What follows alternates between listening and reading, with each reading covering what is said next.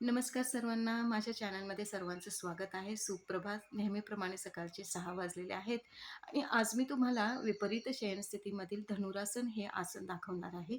या आधीच्या व्हिडिओमध्ये तुम्हाला मी पहिलं जे आसन होतं भुजंगासन ते मी दाखवलं स्टेप बाय स्टेप आणि त्याचे फायदेही सांगितले. फायदा, तोटा याचा विचार न करता आपण आसनं करायची आहेत हेही तुम्हाला मी नेहमी सांगते. तर आज मी तुम्हाला धनुरासन हे आसन सांगणार आहे, तर दाखवणार आहे. आणि धनुरासन म्हणजे काय? आपल्या शरीराची जी स्थिती आहे, आपल्या शरीराचा जो आकार आहे, तो धनुष्यासारखा होतो आणि म्हणून या आसनाला धनुरासन असं म्हटलेलं आहे. तर तुम्ही प्रत्येक आसन पाहू शकता. तर प्रत्येक आसनाचं नाव एका ठराविक नैसर्गिक घटकावर किंवा एखाद्या वस्तूवर आधारित आहे. ज्या पद्धतीची आपल्या शरीराचा आकार होतो, त्या पद्धतीचं ते नाव आहे. तर धनुरासन म्हणजे काय? आपल्या शरीराची स्थिती किंवा आकार धनुष्यासारखे होते आणि हे आसन करत असताना तुमच्या लक्षात येईल जेव्हा मी दाखवते तेव्हा तुम्ही पहा आणि पाहून करण्याचा प्रयत्न करा, की आपण दोन्ही हातांनी आपले विपरीत शयनस्थितीमध्ये झोपून दोन्ही हातांनी आपले दोन्ही पायांचे घोटे आपण पकडतो आणि दोन्ही बाजूला खेचण्याचा प्रयत्न करतो. जेणेकरून समोरचा आपल्या शरीराचा भाग आणि पाठीमागचा जो शरीराचा भाग आहे तो उचलला जातो आणि संपूर्ण आपल्या शरीराचा जे ओझं आहे ते आपल्या पोटावर येतं. पोटावर ताण येतो, आपल्या पाठीच्या कण्यावर दाब येतो. या सगळ्या गोष्टी होत असतात. दाब येणं आणि ताण येणं या दोन्ही गोष्टी प्रत्येक आसनामध्ये होत असतात आणि जेव्हा ज्या शरीराच्या अवयवावर दाब आणि ताण येतो, त्यावेळेला त्या अवयवाची कार्यक्षमता वाढते हे निश्चित असतं.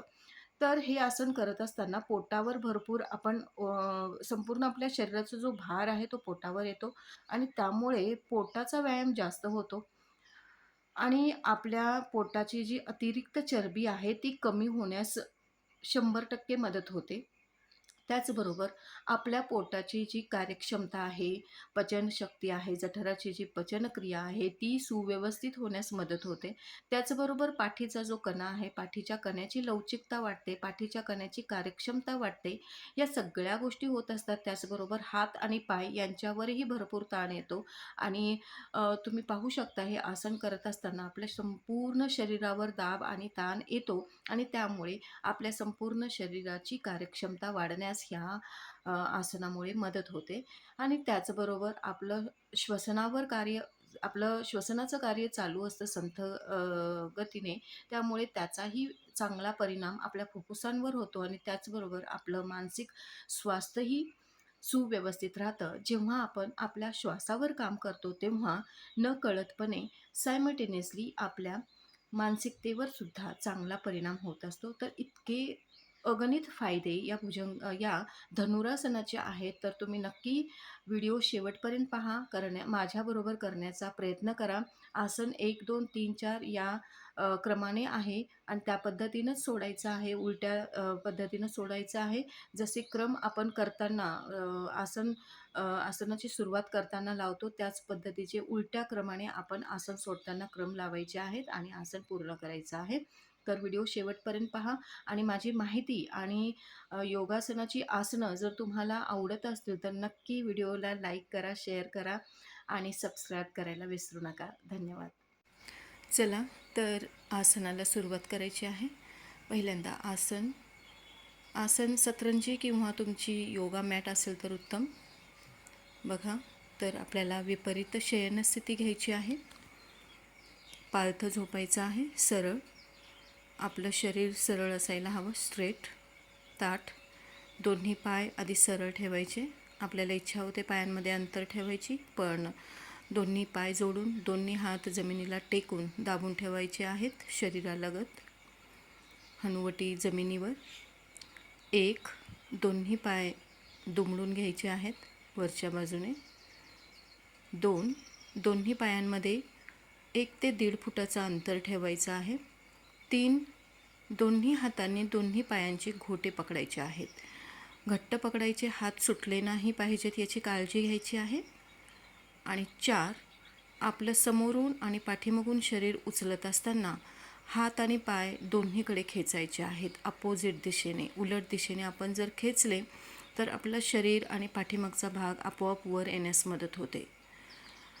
या स्थितीमध्ये आपल्याला स्थिर थांबायचं आहे.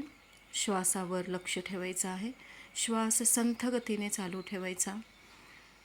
आपले पाय आणि हात ताणून धरायचे आहेत आणि सोडताना पुन्हा 1, शरीर खाली ठेवायचे, हात खाली, दोन्ही पाय जोडून 3 आणि 4, पाय सरळ जमिनीवर ठेवायचे आहेत.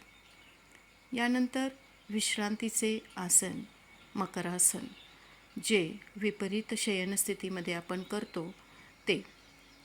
हे आसन करत असताना आपल्याला मिळणारी जी विश्रांती आहे ती खूप वेगळी आहे. याचा अनुभव प्रत्येकाने घ्यावा. प्रत्येक आसन करून झाल्यानंतर आपण विश्रांती आसन करणं अत्यंत गरजेचं आहे. तर पाहू शकता कशा पद्धतीने मी आसन केलेलं आहे. दोन्ही पायांमध्ये भरपूर अंतर, हाताची घडी घालायची आणि तिथे आपलं डोकं एकतर एका बाजूला किंवा सरळ आपण रिलॅक्समध्ये पडून राहायचं आहे. श्वास संथ ठेवायचा. चला तर पुन्हा एकदा आपण हे आसन करायचं आहे. दोन्ही हात जमिनीवर, पाय जोडून 1, पाय वर, 2, दोन्ही पायांमध्ये अंतर, 3, दोन्ही हाताने दोन्ही पायांचे घोटे पकडायचे आहेत, 4, दोन्ही एकमेकांच्या उलट दिशेने उचलायचे आहेत, खेचायचे आहेत आणि दोन्ही बाजूने आपलं शरीर वर उचलायचं आहे. मान वरच्या दिशेने जेवढी शक्य आहे तेवढी. श्वास संथ गतीने चालू द्या. 10 सेकंद थांबायचं आहे आणि पुन्हा उलट्या दिशेने आपण आसन सोडायचं आहे. तुम्ही पाहू शकता. आसन पूर्ण झाल्यानंतर पुन्हा मकरासन, जे अत्यंत गरजेचं आहे. आपली बॉडी, आपलं मन रिलॅक्स होण्यासाठी या आसनाची मदत होते. तर या पद्धतीनं नियमितपणे आपण हे आसन करायचं आहे. मी व्हिडिओमध्ये आधी सांगितलेलं आहे की या आसनाने होणारे फायदे. तुम्हाला नक्कीच याचा लाभ होईल. तुमच्या पोटाची चरबी, पाठीच्या कण्याची लवचिकता या सर्व गोष्टींचा फायदा तुम्हाला नक्की जाणवेल. मात्र नियमितपणे करणं गरजेचं आहे. यानंतर प्रकृतीला धन्यवाद मानायचे आहेत आणि आसन संपवायचं आहे. धन्यवाद.